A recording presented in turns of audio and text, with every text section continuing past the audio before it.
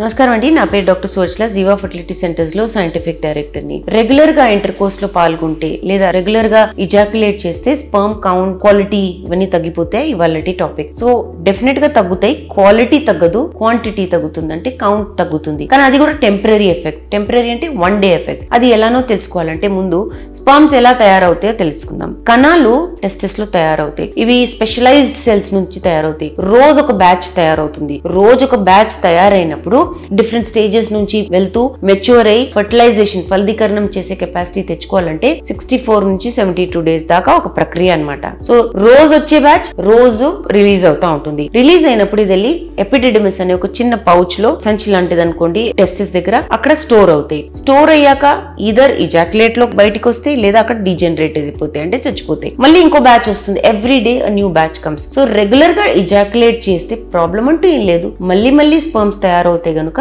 మళ్ళీ వస్తాయి. కానీ 1 day అబ్స్టినెన్స్ ఉన్నప్పుడు కౌంట్ కొంచెం తగ్గొచ్చు. ప్రెగ్నెన్సీ ట్రై చేసే వాళ్ళకి ప్రాబ్లమే గానీ అదర్వైజ్ హెల్త్ కి ఏమి ఇష్యూస్ ఉండవు. స్పర్మ్స్ లో కూడా ఏమి మార్పులు ఉండవు. ఇంకా యాక్చువల్లీ చూస్తే క్వాలిటీ అనేది ఇంప్రూవ్ అవుతుంది. ఎలా అంటే ఎక్కువసేపు రిప్రొడక్టివ్ ట్రాక్ లో ఉన్న స్పర్మ్స్ క్వాలిటీ పడిపోతా ఉంటాయి. అంటే మొటిలిటీ, కదలిక, ఆకారం అనేవి దెబ్బతినొచ్చు. దానివల్ల ఫలదీకరణం చేసే కెపాసిటీ తగ్గుతాయి. సో అందుకనే ఎక్కువసేపు ఉన్న రిప్రొడక్టివ్ ట్రాక్ లో స్పర్మ్స్ మంచివి కావు అంటారు. స్టీమన్ అనాలిసిస్ చేసేటప్పుడు కూడా 3 days కన్నా తక్కువ అబ్స్టినెన్స్ ఉండకూడదు. అంటే ఇంటర్ కోర్స్ చేసుకుని 3 days కన్నా తక్కువ ఉండకూడదు, 7 days కన్నా ఎక్కువ ఉండదు. 3 days కన్నా తక్కువ ఉంటే కౌంట్ తక్కువ వస్తుంది. 7 days కన్నా ఎక్కువ ఉంటే మోటిలిటీ, మార్ఫాలజీ అనేవి తక్కువ వస్తాయి. ఎక్కువ రోజులు రిప్రొడక్టివ్ ట్రాక్ లో ఉన్నాయి కాబట్టి. సో ఈ ఓల్డ్ స్పర్మ్స్, ఏవైతే పాత స్పర్మ్స్ ఉంటాయో వీటిలో డిఎన్ఏ ఫ్రాగ్మెంటేషన్, అంటే వాటి డిఎన్ఏ లో బ్రేక్స్ ఉంటాయి. ఇలాంటి స్పర్మ్స్ అండంని ఫలదీకరణం చేస్తే క్వాలిటీ మంచిగా ఉంటుంది. లేదా క్వాలిటీ బాగున్నా అతికే ఛాన్స్ తక్కువ ఉంటుంది. పిండం మిస్క్యారేజ్ రేట్ చాలా ఎక్కువ ఉంటుంది. సో ఇవన్నీ స్టాటిస్టికల్ గా తీసిన డేటా అన్నమాట.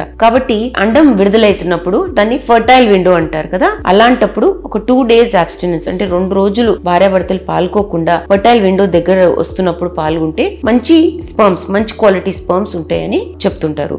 ఇదే కాదు, ఎవ్రీ ఆల్టర్నేట్ డే చేసుకున్న మంచి బ్యాచ్ ఆఫ్ స్పర్మ్స్ ఉంటాయి. కాబట్టి ఛాన్సెస్ ఆఫ్ ప్రెగ్నెన్సీ ఎక్కువ ఉంటాయి. దీని గురించి ఇంకా వివరాలు కావాలనుకుంటే తప్పకుండా జీవా ఫర్టిలిటీ సెంటర్స్ కి వచ్చేయండి. చాలా థ్యాంక్స్ అండి మా వీడియోస్ చూస్తున్నందుకు. మరిన్ని ఇలాంటి ఇంట్రెస్టింగ్ వీడియోస్ కోసం మా ఛానల్ ని తప్పకుండా సబ్స్క్రైబ్ చేయండి. Thank you.